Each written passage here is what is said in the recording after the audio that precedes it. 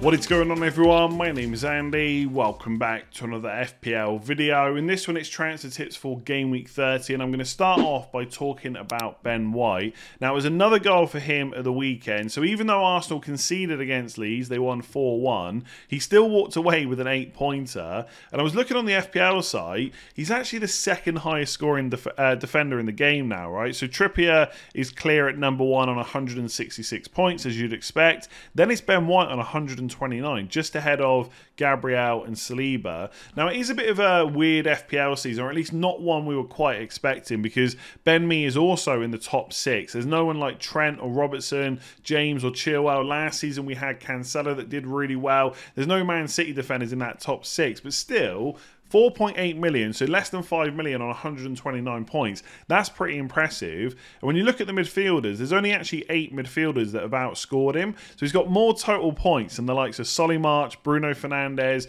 Phil Foden and James Maddison as well. So he's done really well so far this season. Arsenal obviously a solid defence too. The other thing that plays into his hands is that Tomiyasu is injured for the rest of the season. And obviously Ben White has been first choice, but there's been games where Tomiyasu has started or he's come off the bench and Ben White has been subbed early, right? And sometimes before the 60th minute. And that is just much less likely to happen now. It's still possible, but they don't really have anyone else that can play right back. So you'd expect Ben White to start most of, if not all of the remaining games for the rest of the season. The question is this week a good week to bring him in? I would say probably not against Liverpool away. He does have some attacking potential, 0.05 expected goals per 90, 0.09 expected assists, but you'd probably think there's a low chance of a clean sheet against Liverpool away. And you do have to differentiate between who's going to win the game and whether or not that player is useful from an FPL point of view. So if you said to me, Arsenal are going to go away to Liverpool at Anfield and win the game,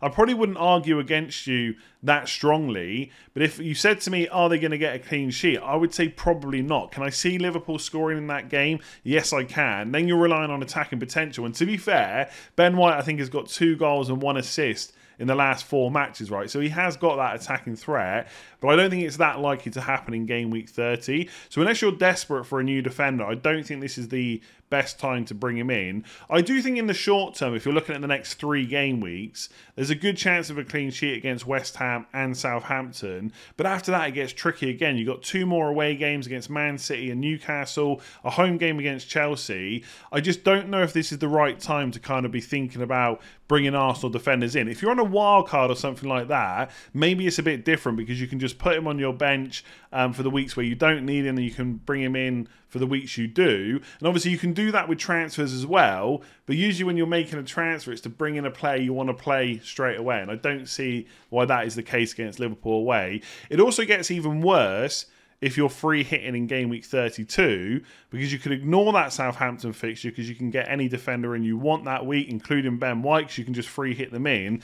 Then you're looking at 3 away games outside of that: Liverpool, West Ham, Man City. Now, I know Arsenal's defensive record away from home this season has been pretty good, but Liverpool and Man City, you assume, are going to score in those games. Then you've got Chelsea and Newcastle away after that. So for most people, I don't think it's a great week to be transferring Ben White in. Like I said, on a wild card, it's probably not that bad, because from 35 onwards, you've got Newcastle away, Brighton at home, Forest away, and Wolves at home. So there are definitely some clean sheet fixtures there, but right now I'm not really seeing them, especially if you're free hitting in 32. If you're not, you might look at it as a very short-term move. But again, I don't think Liverpool is the greatest week to bring him in. So he's done brilliantly so far. The Arsenal defence is great. They're definitely capable of getting clean sheets in most games that they play. But I just think with the fixture run they've got coming up, it's just the wrong time to bring someone in. I will say, there's not a huge amount of defenders when I look at the list that I think are absolute must-haves right now. Obviously, for future game weeks, when we're looking at the double game week in game week 34, you've got the likes of Man City, Man United,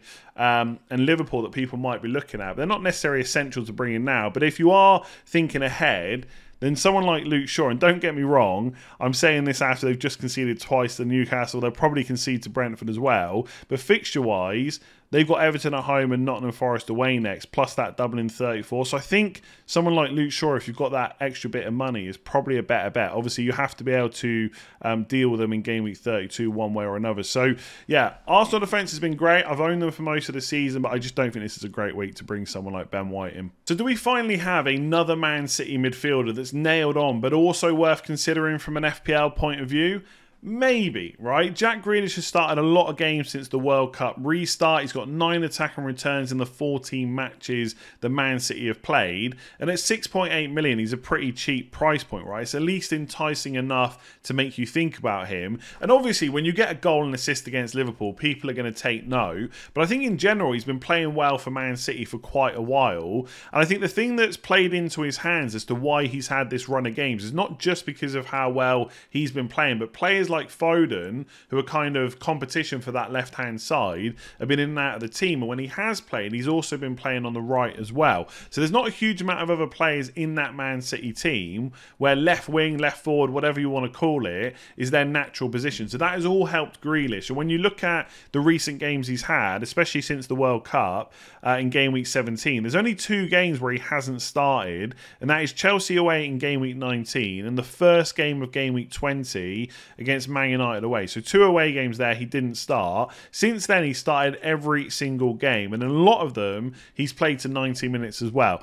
Now I'm not stupid enough to sit here and tell you that Jack Grealish is now nailed on to start every single game, but he is clearly first choice in that left hand kind of spot. And could he start the majority of the games for the rest of the season? Possibly. But what I will say is, if you're someone that's going to panic the first time he's benched, just don't buy him, because we've been here before with Man City players. Since the World Cup, there was a period of time where Mahrez was starting every single game. People started to buy him, and guess what happened? He stopped starting every single game. And there's Champions League and stuff that's going to kick back up again soon. They've got a really tough tie against Bayern Munich, so there's 2 games there to play as well. So who knows whether he's going to start all these games, but at 6.8 million, it might not matter, because from everything we can see right now, he's going to start the majority. Now, as always, you have to think about free hit in game week 32. If you're not using it, I would say there's probably not many reasons to think about getting Grealish in, because you've got Southampton away and Leicester at home, which are decent fixtures, then a blank, and then you've got Arsenal at home. Now, don't get me wrong, I think Arsenal will concede in that game, and if they do end up scoring Man City, Grealish could be involved, but I don't think it's such a good fixture I'd worry about having him in my team or not. So if you're not free hitting in 32, I probably wouldn't look too closely at him unless you've got the luxury where your team is really well set up. You could bring him in as a 2-game week punt, then get rid of him again. That is something you could consider. If you are free hitting, then okay, Arsenal at home might not be the easiest game, but it's not that bad when you consider everything else around it. So those of us, for example, that sold Haaland, we've had a plan to get him back for game week 30 if needed since we sold him, because it's such a good fixture against Southampton away. Leicester at home, that is another team that always concede. You got the double in 34, Leeds at home in 35. After that, it's Everton away in 36, and Man City will almost certainly double in game week 37. They've got Chelsea at home and a fixture against Brighton away to rearrange. Then it's Brentford away to finish the season. So